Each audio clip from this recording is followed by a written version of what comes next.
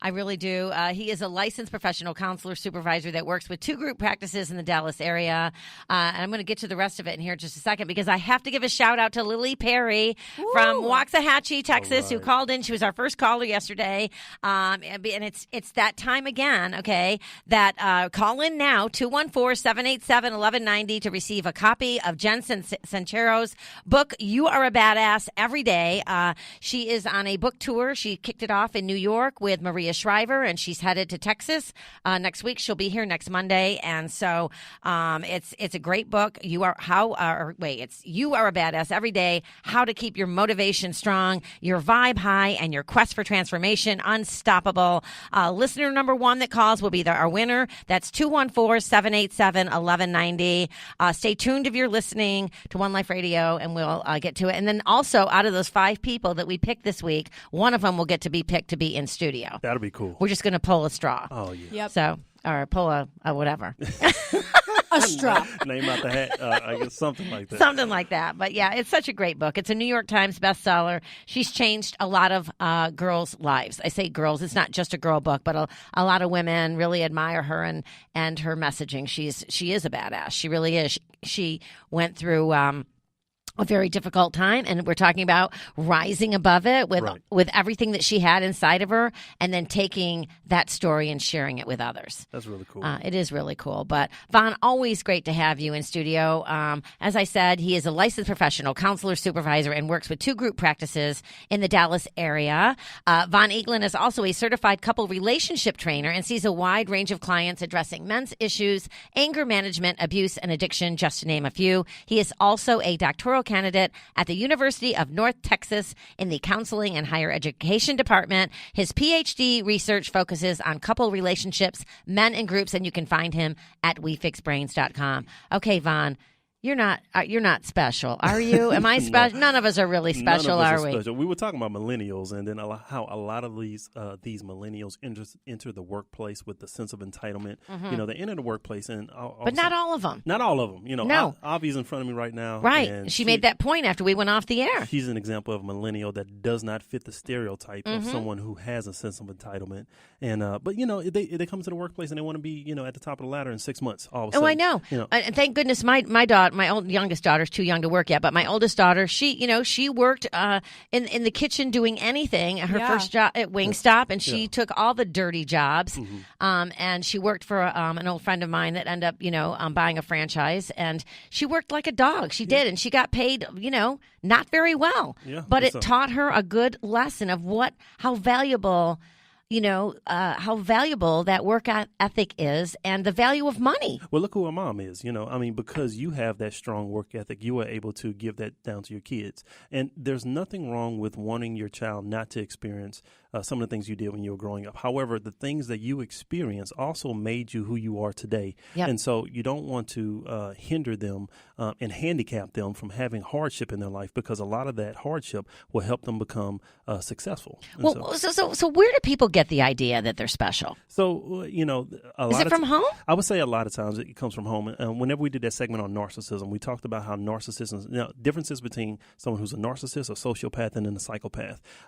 Sometimes parents create these little narcissists kind of running around society because you don't let your child experience that type of hardship. You don't cultivate the inner world of the child, and you tend to praise the external things for the child. And so if I have a parent, and let's say the child does something wrong, and they say, oh, the child does not have to suffer the consequences for whatever they did wrong. Oh, you're special. You don't have to worry about that. I'll talk to the teacher. I'll make sure that you don't have to do any of the other things that the teacher was asking you to do.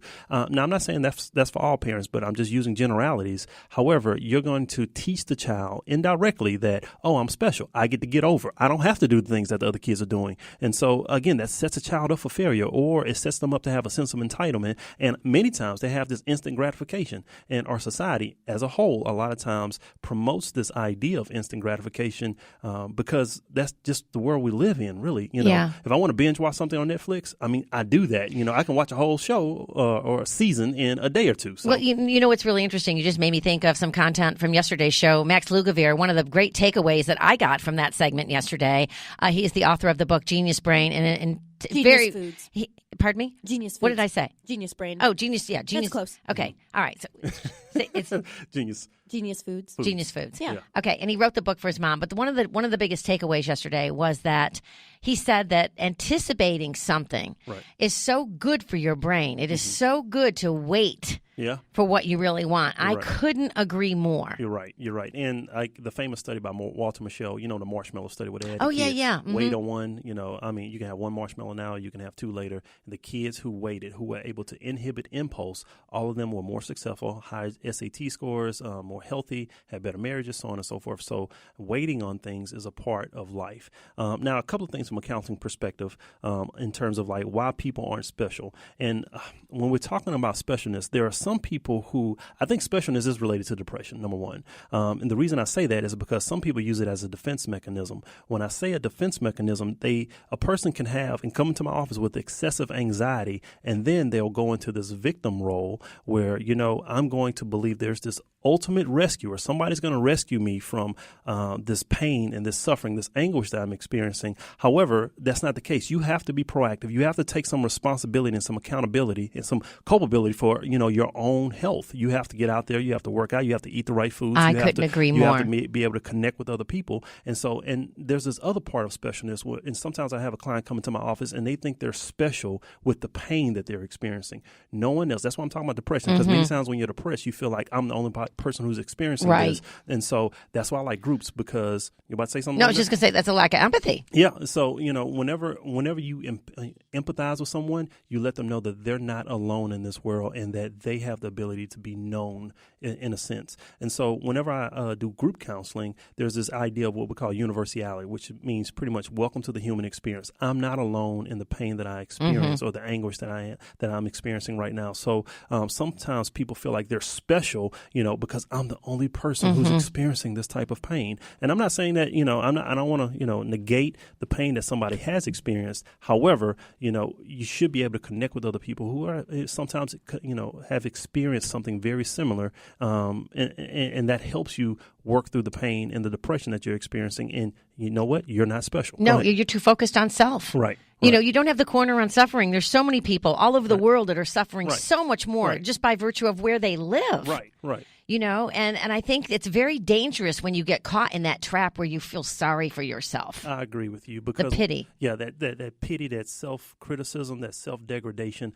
A lot of times you have these thinking traps, and where you're not paying attention to thinking about what you're thinking about, and then whenever you go south, a lot of times in CBT or cognitive behavioral therapy, we talk about having specific cognitive distortions such as disqualifying the positive. You're not recognizing all the positive. So when we're talking about specialness, a couple of things I want to leave with everyone is that, one, you're not special. You need to do the work. You need to realize that you can't be entitled. You got to be patient. Stay the course.